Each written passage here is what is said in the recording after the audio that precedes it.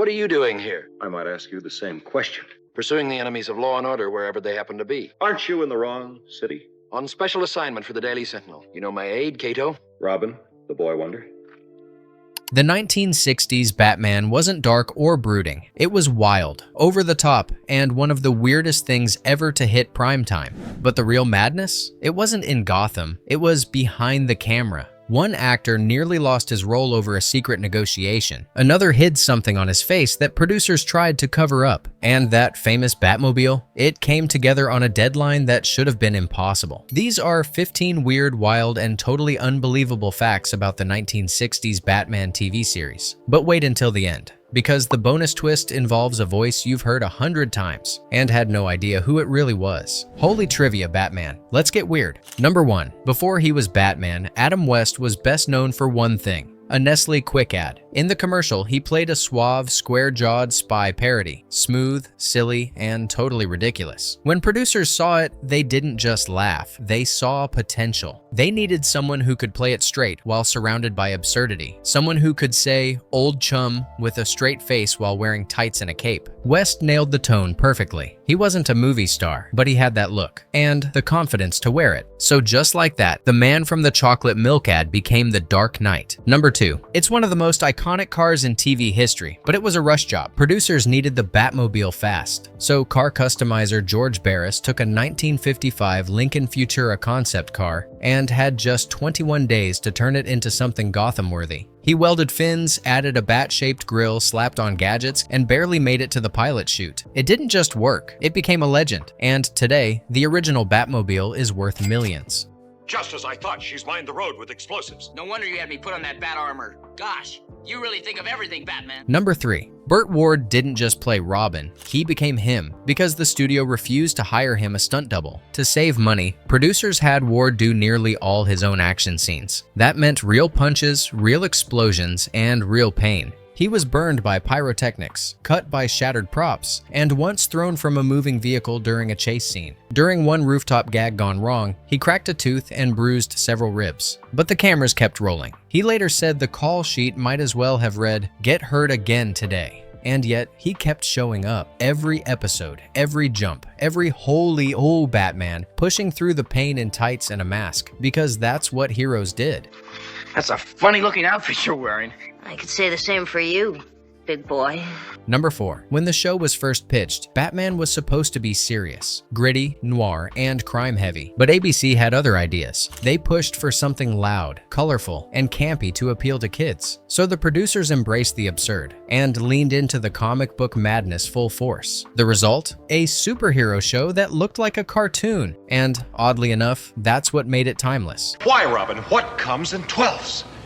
Donuts! Number 5. Julie Newmar was unforgettable as Catwoman, seductive, dangerous, and sharp-tongued. But what most fans didn't see? Her costume was pure torture. The skin-tight black outfit was made of shimmering gold lame, custom-fitted to show every curve. But it was so tight, she physically couldn't sit down. Between takes, Newmar had to lean against walls, lie on the floor, or kneel just to rest. Chairs weren't even an option. And with the heavy studio lights beating down on her, the costume trapped heat, turning every shoot into a sweaty endurance test. She once joked that the real acting wasn't playing Catwoman. It was pretending to look relaxed in a costume that barely let her breathe. But the result? Pure TV magic. She moved like a panther, delivered lines like silk, and made the character unforgettable. Hello, Batman. You're a rare lady, Catwoman. You're right on time. I'm rare.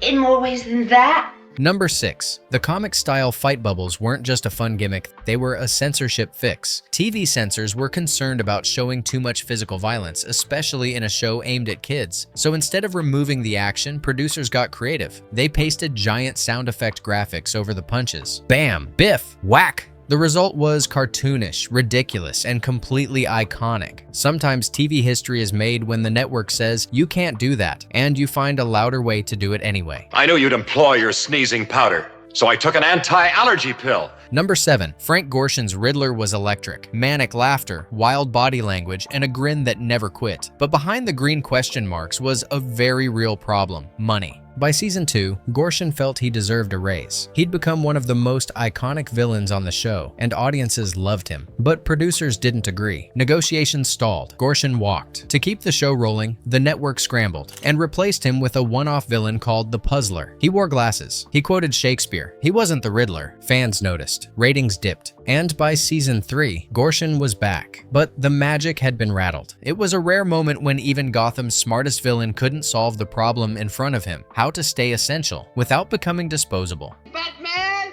I knew it was a phony crown all the time. Hey, if these stories are already surprising you, we're just getting started. Go ahead and hit like and subscribe if you're enjoying the ride, because up next, we've got a painted-on mustache, a fake city map, and a climb that wasn't really a climb at all. Trust me, Gotham's about to get weirder.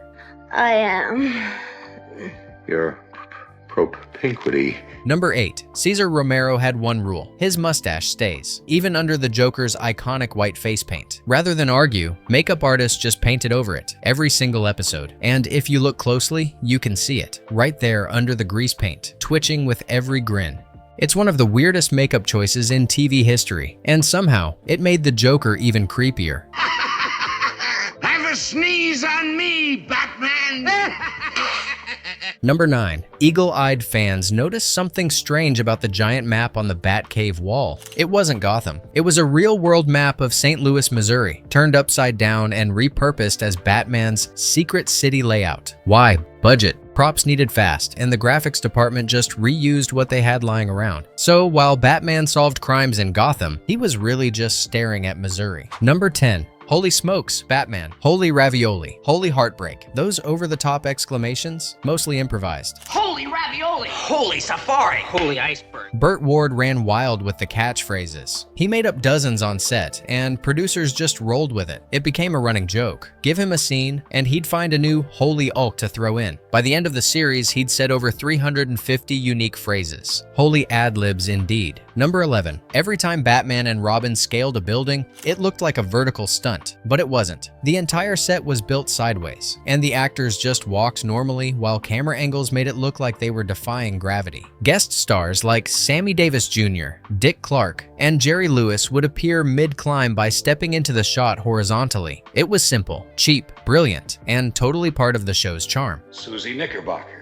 What are you doing in Gotham City? I go where the action is, Batman. Number 12. Vincent Price was a Hollywood legend, sophisticated, spooky, and sharp-witted, perfect for his guest role as Egghead, one of the show's strangest villains. But when it came time to film a climactic scene, Price went off script. During a take, he grabbed a real egg and hurled it straight at Burt Ward's head, without warning. It splattered across Ward's face and hair, right on camera. Everyone froze. The crew thought it was a gag. Ward did not. He stormed off, furious, and the two actors exchanged words backstage. Ward later admitted he felt disrespected, especially since no one had cleared the move beforehand. Price, ever the showman, shrugged it off as improv. The egg stayed in the episode, but behind the scenes, it left a crack in the cast's chemistry that never fully healed. Sometimes even a villain's best line lands a little too real. Number 13. The 1960s series didn't just adapt Batman's world, it expanded it. Some of the show's weirdest villains like Egghead, King Tut, and Bookworm didn't exist in the comics at all. They were invented for TV, using campy themes and eccentric performances to match the show's over-the-top tone. And fans loved them so much, DC Comics later made them canon. When TV changes the comic book, that's impact.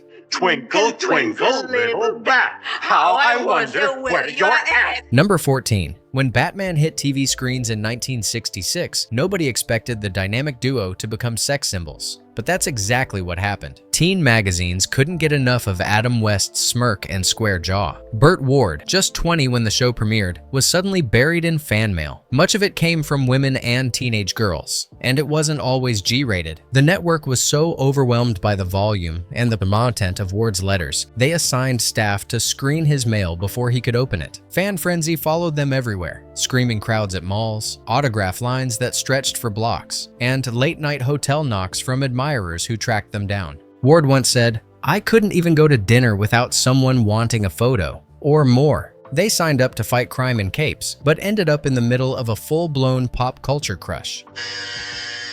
Robin, you haven't fastened your safety bat belt. We're only going a couple of blocks. Number 15. By its third season, Batman was still pulling solid ratings. It wasn't the massive phenomenon it was in season 1, but it wasn't a flop either. ABC executives looking to cut costs quietly pulled the plug. They assumed no one else would want it, but they were wrong. NBC stepped in, ready to save the show, until they found out something shocking. The Batcave set had already been destroyed, dismantled, hauled away, gone. Rebuilding it from scratch would have been too expensive, so the network walked. Just like that, Batman was finished, not because the audience gave up, but because the studio gave up on the audience. It's one of the rare shows in TV history that didn't die from bad numbers. It died because no one thought to wait.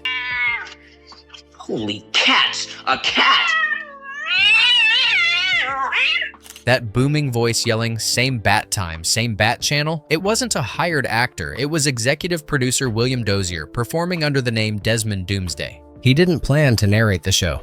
But when no one else nailed the tone, equal parts drama and deadpan, he stepped in himself. Dozier's anonymous voice became iconic. He guided every cliffhanger, built every punchline, and left millions of kids glued to their TVs. And most fans never even knew it was him. Be in front of your bat sets tomorrow night. Same time, same channel. The 1960s Batman wasn't just television. It was lightning in a bat bottle. Cheap sets, campy villains, last-minute casting decisions, and somehow, it all worked. If you had fun exploring the chaos behind the cape, consider liking the video and subscribing for more stories from the weirdest corners of TV history. And let us know in the comments, which fact surprised you the most. Thanks for watching, and until next time, same bat channel.